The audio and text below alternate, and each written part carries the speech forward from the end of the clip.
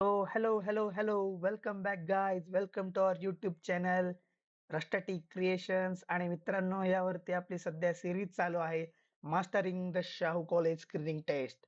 आणि आतापर्यंतच्या या स्क्रीनिंग टेस्टच्या सिरीजमध्ये मित्रांनो, आपण फिजिक्स आणि केमिस्ट्रीचे important formulas, important reactions and the questions about it आपण डिस्कस केलेले आहेत. आणि आजच्या या व्हिडिओमध्ये आपण बायोलॉजीचा पार्ट पाहणार आहे. हा व्हिडिओ 2 पार्टमध्ये असणार आहे. कारण बायोचा जर आपण सिलेबस पाहिला तर तो कंपॅरेटिव्हली फिजिक्स प्लस केमिस्ट्री एवढा मोठा असल्याने त्याला डिस्कस करण्यासाठी आपल्याला थोडा एक्स्ट्रा टाइम लागणार आहे. तर सर्वात प्रथम मित्रांनो, तुम्ही जर पाहिलं तर हायली वेटेड टॉपिक्समध्ये जे काही 5 हायली वेटेड टॉपिक्स असणार आहेत, तर त्यामध्ये असणार आहे cell biology, classification of life, life processes and then heredity of evolution and the last one will be the microbiology and the biotechnology. तर सर्वात प्रथम सेल बायोलॉजी मध्ये जर पाहायचं झालं मित्रांनो, तर ओव्हरव्ह्यू घ्यायचा म्हटलं सेलचा, तर आपल्याला माहितच आहे की the smallest particle of the body is called as the cell. पण सेलमध्ये देखील मायक्रो पार्टिकल्स आहेत, मायक्रो पार्ट्स आहेत. तर त्यामध्ये जर सर्वात इम्पॉर्टंट पार्ट्स बघायचं म्हटलं, तर तो असणार आहे न्यूक्लियस.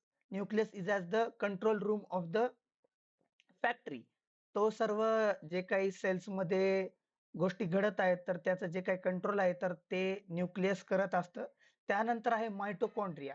मायटोकॉन्ड्रियाचा जो क्वेश्चन आहे मित्रांनो, तो रेग्युलरली शाहू कॉलेजच्या किंवा ज्या कॉम्पिटिटिव्ह एक्झाम्स आहेत त्यामध्ये पडतच असतो. तर तुम्हाला लक्षात ठेवायचं आहे, the power house of the cell means generate जे काही एनर्जी तयार होते आपल्या सेल्समध्ये, तर ती मायटोकॉन्ड्रियाद्वारे तयार केली जाते.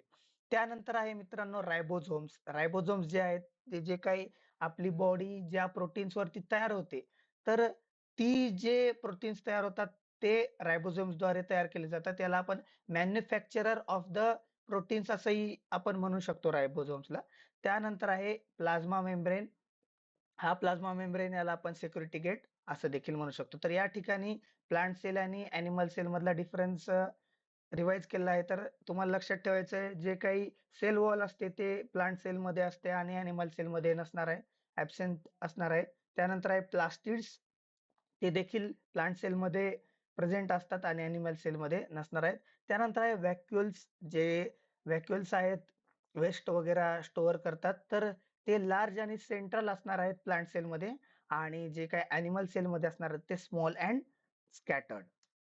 यानंतर मित्रांनो, तुम्हाला जर पाहायचं म्हटलं तर हा एक खूप साऱ्या विद्यार्थ्यांना कन्फ्युजन असतं की nucleus and the nucleolus these are two different things. बऱ्याचशा विद्यार्थ्यांना असं वाटतं की the nucleus and the nucleolus are the same things. But त्यांचे नाव जरी सिमिलर असले तरी त्यांचं जे काही वर्किंग आहे they are completely different. Nucleolus जे असतं ते न्यूक्लियसच्या अंडर असतं आणि त्याला एक स्पेसिफिक काम आहे, मॅन्युफॅक्चरिंग द रायबोझोम्स. ज्या प्रकारे आपण पाहिलं की रायबोझोम्स हे प्रोटीनचं मॅन्युफॅक्चर करतात, अशाच प्रकारे न्यूक्लिओलस हा रायबोझोम्सचं मॅन्युफॅक्चर करतं. Means manufacturing of the manufacturer. अशा प्रकारे तुम्हाला लक्षात ठेवायचं आहे. त्यानंतर या ठिकाणी एक माइंड मॅप सांगितलेला आहे. Are mitochondria totally independent? असा क्वेश्चन शाहू कॉलेजच्या स्क्रीनिंग टेस्टमध्ये मागे आलेला आहे. तर तुम्हाला लक्षात ठेवायचं आहे, no, they are not totally independent. They are dependent on the DNA. यानंतर मित्रांनो, पुढील आहे, तुम्ही जर ऐकलं असेल तर ऑस्मोसिस. ऑस्मोसिस मीन्स काय? तर तुम्ही जेव्हा पाण्यामध्ये खूप वेळ स्विमिंग केली असेल किंवा रंगपंचमीच्या, होळीच्या दिवशी जेव्हा आपण खूप पाणी वगैरे खेळतो, तर त्या दिवशी आपण पाहिलं असेल की आपले जे हाताचे बोटं वगैरे आहेत, तर ते पांढरे पडलेले आहेत. तर असं होण्याचं कारण असं आहे मित्रांनो, की जे काही आपलं सेल मेम्ब्रेन्स आहेत आपल्या शरीराचे, तर त्यामधलं जे वॉटर आहे सेलमधलं, ते फ्लो होत असतं. फ्लो कशाप्रकारे होतं, तर ज्या साइडला सॉल्टी नेचर ज्या साइडला जास्त आहे, त्या साइडला आपल्या स्किनमधलं किंवा सेलमधलं वॉटर फ्लो होत असतं. तर या ठिकाणी तुम्हाला बघायला भेटेल हायपरटॉनिक सोल्युशन जर असेल, मीन्स हाय सॉल्ट आउटसाइड जर असेल, तर वॉटर जे आहे सेल्समधलं ते बाहेर यायचा प्रयत्न करायला लागतं आणि जे काही सेल्स असणार आहेत त्या श्रिंक्स व्हायला सुरुवात होतील, मीन्स छोट्या व्हायला सुरुवात होतं. त्यानंतर आयसोटॉनिक सोल्युशन असेल मीन्स जसं बॉडीमध्ये असतं आपल्या, की isotonic solution means equal salty nature असतं. मीन्स सेलमधलं आणि सेलच्या आउटसाइड जे एन्व्हायर्नमेंट आहे ते इक्वली सॉल्टी असतं. त्यामुळे वॉटर मूव्हज इक्वली आणि जे काही इक्विलिब्रियम मेंटेन होतं ते या आयसोटॉनिक सोल्युशनमध्ये होतं. त्यानंतर जर हायपोटॉनिक सोल्युशन असेल मीन्स सॉल्टचं जे प्रमाण ते आपल्या सेलमध्ये कमी असणार आहे. तर त्यावेळेस जे काही वॉटर आहे आउटसाइड ऑफ द सेल तर ते या ठिकाणी सेल्समध्ये यायला सुरुवात होते आणि swelling of the cells means या जे काही सेल्स आहेत त्या फुगायला सुरुवात होतात. तर अशा प्रकारे तुम्हाला या 3 गोष्टी लक्षात ठेवायच्या आहेत. Hypertonic solution, isotonic and the hypotonic. Then going towards the classification हा ग्राफ तर तुम्ही बोर्डसाठी लक्षात ठेवलाच असेल. आपण पुन्हा एकदा रिवाइज करणार आहोत. तर सेल टाइप्सचे बेसिकली 2 टाइप्स होणार आहेत, प्रोकॅरियोट्स अँड द युकॅरियोट्स. तर यामधला बेसिक डिफरन्स असा असणार आहे, की जो काही न्यूक्लियस आहे, तो प्रोकॅरियोट्सचा डेव्हलप असणार आहे. मीन्स जो न्यूक्लियस आहे तो खूप काही डेव्हलप नाहीये. त्याच्यामध्ये न्यूक्लियस या मायटोकॉन्ड्रिया डिफरंट थिंग्स नसणार आहेत आणि युकॅरियोट्सचा जो काही न्यूक्लियस आहे, तो हायली डेव्हलप झालेला आहे. त्यानंतर युकॅरियोट्सचं देखील डिव्हिजन होऊन unicellular and the multicellular means the single cells and the multicell species. त्यानंतर मल्टीसेल्युलर यांचे डिफरंट किंगडम्स असणार आहेत. फंगाय झालं, प्लॅन्टी झालं अँड द ॲनिमेलिया. ज्या प्रकारे तुम्हाला यावर्षी 6th चॅप्टर होता बोर्डमध्ये ॲनिमल किंगडम, अशाच प्रकारचे अदर 2 किंगडम्स आहेत फंगी अँड द प्लॅन्टी. तर या प्रकारचं जे काही क्लासिफिकेशन आहे ते तुम्हाला लक्षात ठेवायचं आहे. यानंतर मित्रांनो ॲनिमल किंगडमला आपण बेसिक अंडरस्टँडिंगमध्ये रिवाईज करणार आहोत. तर सर्वात पहिलं असणार आहे सेल्युलर लेव्हल. यालाच म्हणतो आपण Porifera and the sponges. Means जे काही सेल लेव्हलवरती डेव्हलपमेंट झालेले आहे डिफरंट काइंड ऑफ स्पेसिसची तर याला म्हणतो सेल्युलर लेव्हल. त्यानंतर त्यांचं डेव्हलपमेंट होऊन ते होते tissues level means the when different cells joint and the form one tissue, then it is a tissue level or the radial symmetry. Radial symmetry means the जे काही हॉरिझॉन्टल अँगल मध्ये ते symmetric असतात तर याला म्हणतात रॅडियल सिमेट्री. यालाच आपण निडेरिया असं देखील आपल्या एनिमल किंगडम मध्ये नाव दिलेलं आहे. त्यानंतर आहे बायलॅटरल सिमेट्री. यालाच म्हणतात प्लॅटीहेल्मिंथिस. या या जे काही टिश्यू लेव्हलवरच्या निडेरिया आहेत त्यांचं इव्होल्युशन होऊन बायलॅटरल सिमेट्रीतले जे काही प्लॅटीहेल्मिंथिस आहेत अशा प्रकारे त्यांचं इव्होल्युशन झालं आहे. त्यानंतर आहे true body cavity or the coelom. Annelida आहे. हे देखील तुम्ही वाचलेलं असणार आहे, की जे काही कॉम्प्लेक्स ऑर्गन्स असणार आहेत, कॉम्प्लेक्स जे काही डेव्हलपमेंट झालेले आहे ऑर्गॅनिझम्समध्ये ती याच स्पेसिसमध्ये झाली आहे. त्याला म्हणतो कॅव्हिटी आणि कोइलम. यानंतर आहे नोटोकॉर्ड. नोटोकॉर्ड मीन्स जे काही फिश आहेत किंवा आपण व्हर्टिब्रेट्स ज्या प्रकारे आपण आहोत किंवा जे काही आत्ताचे डेव्हलप्ड ॲनिमल्स आहेत, तर त्यांना एक रॉड लाइक सपोर्ट असतो. जर तुम्ही माशाचं स्ट्रक्चर पाहिलं तर या ठिकाणी एक रॉड लाइक सपोर्ट पाहायला मिळतो आणि या रॉड लाइक सपोर्ट वरतीच त्यांची पूर्ण जे काही स्केलेटल आहे किंवा जी काही बॉडी आहे तर ती डेव्हलप झाली आहे. तर यालाच म्हणतात नोटोकॉर्ड किंवा कॉर्डेटा. यानंतर इथं आपण पाहायला बघू शकतो की नोटोकॉर्ड मीन्स काय तर अ फ्लेक्सिबल स्केलेटल रॉड. ज्या प्रकारे आत्ताच आपण समजलं की या रॉडवरती पूर्ण त्यांचं जी काही बॉडी आहे फिजिकल सपोर्ट आहे तर तो या रॉडवरती डेव्हलप झालेला आहे. तर यामध्ये 4 पार्ट असणार आहेत. इक्टोडर्म, मेसोडर्म, एंडोडर्म आणि द डायजेस्टिव्ह ट्रॅक्ट. तर या 4 गोष्टी तुम्हाला लक्षात ठेवायच्या आहेत. नोटोकॉर्डमध्ये त्या 4 गोष्टी कव्हर केलेल्या आहेत. आणि त्यानंतर जे आहे nerve cord means the nerve means काय तर जे काही सिग्नल्स ब्रेनकडून पूर्ण शरीरापर्यंत ट्रान्सफर केलेले जातात ब्रेन ऑर स्पायनल कॉर्ड पर्यंत. तर या सर्व गोष्टी नर्व्ह कॉर्डद्वारे केल्या जातात. तर यामध्ये 3 आहेत ectoderm, mesoderm and the digestive tract. जे काही एंडोडर्म असणार आहे ते या ठिकाणी प्रेझेंट नसणार आहे. आणखीन एक गोष्ट आपल्याला लक्षात ठेवायची all vertebrates are chordates but not all chordates are vertebrates. म्हणजे जी काही कॉर्डेट्स आहेत ज्यांना रॉड लाइक सपोर्ट आहे ते सर्व व्हर्टिब्रेट्स नाही नसणार आहेत. ते सर्व व्हर्टिब्रेट्स असणार आहेत. Sorry my mistake and the all chordates are not vertebrates. तर अशा प्रकारे या गोष्टी आपल्याला लक्षात ठेवायच्या आहे. यानंतर आहे कनेक्टिंग लिंक. हे देखील खूप इम्पॉर्टंट जे काही कॉन्सेप्ट आहेत ते आपल्याला लक्षात ठेवायचे आहे मित्रांनो. तर तुम्ही पेरिपेटसचं नाव ऐकलेलंच असेल. तर हे जे पेरिपेटस आहेत, तर हे ब्रिजिंग ऑर्गॅनिझम असं याला म्हटलं जातं. मीन्स जे काही ॲनेलिडा आहेत, segmented body and the arthropoda जे असतील ट्रॅकियल रेस्पिरेशन मीन्स ज्या प्रकारे आपण पाईपद्वारे ट्रॅकियाच्या द्वारे रेस्पिरेशन वगैरे करतो. ओपन सर्क्युलेटरी सिस्टीम आहे. ज्या प्रकारे आपली डेव्हलपमेंट झाली आहे. तर हे जे ब्रिज आहे, या दोघांमधला जो फर्स्ट ॲनिमल डेव्हलप झालाय अशा प्रकारचा, तर तो असणार आहे पेरिपेटस.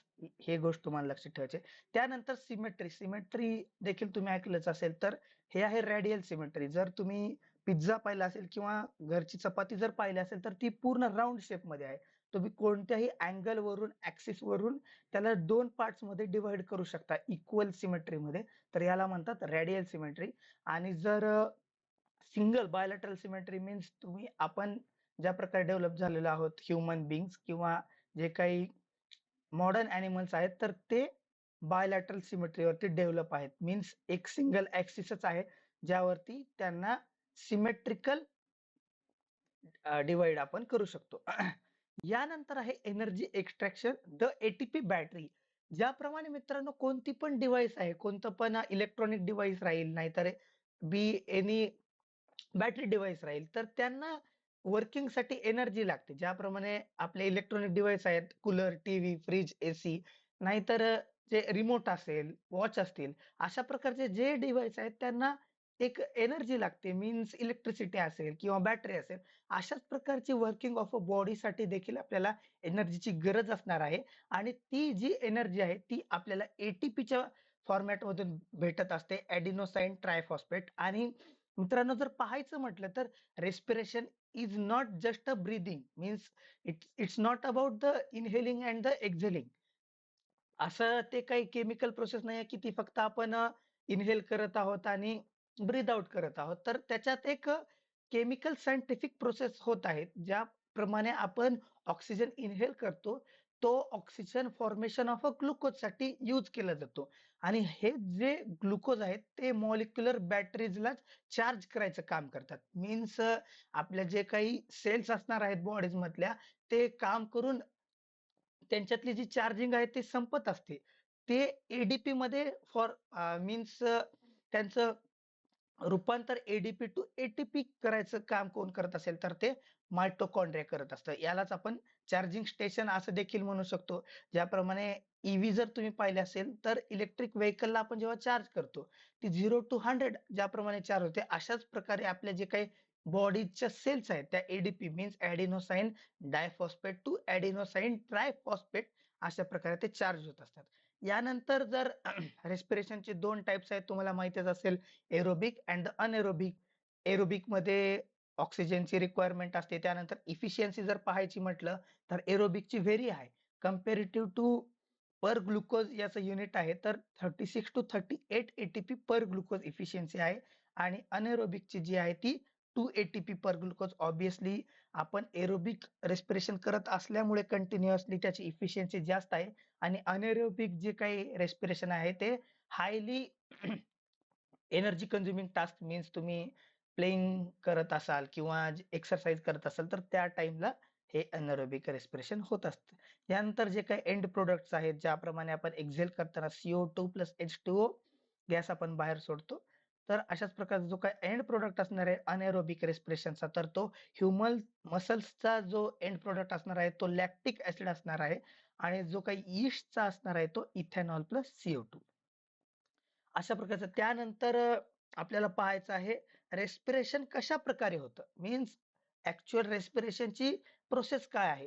तर तुम्ही इथे बघू शकता the entire process of making energy happens inside the mitochondria. आता आपण पाहिलंच की mitochondria is the power of a cell. Means पहिल्यांदा काय होतं तर स्टेप 1 बघू शकता glucose is split, no oxygen required yet. आता जे काही ग्लुकोज तयार झालेलं आहे, आपण जे काही फूड कन्झ्युम केलं आहे, त्याचं फ्यूल तयार झालेलं आहे, ते आहे ग्लुकोज. त्यानंतर हे ग्लुकोज सायटोप्लाझमद्वारे मायटोकॉन्ड्रियामध्ये ट्रान्सफर केलं जातं. आणि त्यानंतर TCA cycle and etc means अशा जे काही सायकल्स आहेत, या ठिकाणी आपल्याला ऑक्सिजनची गरज आहे. एनर्जी फॉर्मेशनसाठी आणि याच ठिकाणी ज्याप्रमाणे आपण मागील स्लाइडवरती पाहिलं, की एडीपी टू एटीपी याचं फॉर्मेशन होणार आहे. तर इथं पी-वाय-क्यू आलेलं आपण बघू शकतो. Without oxygen the mitochondrial steps shut down. The cell is trapped into the cytoplasm producing the lactic acid causing muscle cramps. तर तुम्हाला असं विचारलं जाऊ शकतं, की जर ऑक्सिजनची कमतरता असेल, तर जेव्हा तुम्ही एखादा किल्ला चढायला गेले असाल किंवा एखाद्या डोंगरावरती वगैरे गेला असाल ट्रेकिंगसाठी वगैरे, तर तुम्हाला जाणवेल की तुम्हाला मसल क्रॅम्प्स येत आहेत. तर ते ऑक्सिजनच्या कमतरतेमुळे जसं-जसं आपण वरती जाऊ तसं हवा विरळ होते आणि त्यामुळे आपल्या शरीराला ऑक्सिजनची कमतरता जाणवते आणि त्यामुळे आपल्याला मसल क्रॅम्प्स येऊ लागतात. अशा प्रकारे तुम्ही पाहिलं असेल, की जे काही O2चं जे इम्पोर्टन्स आहे आपल्या शरीरामध्ये एनर्जी मेकिंगमध्ये, तर ते खूप हाय आहे. तर या गोष्टी तुम्हाला सर्व लक्षात ठेवायच्या आहेत मित्रांनो आणि या ठिकाणी आपला पार्ट 1 संपलेला आहे. या पुढील पार्टमध्ये आपण heredity, evolution end the reproduction कशाप्रकारे होत असतं सेल्सचं, या सर्व गोष्टी कव्हर करणार आहोत. तोपर्यंत बघत राहा रस्टॅटिक क्रिएशन्स.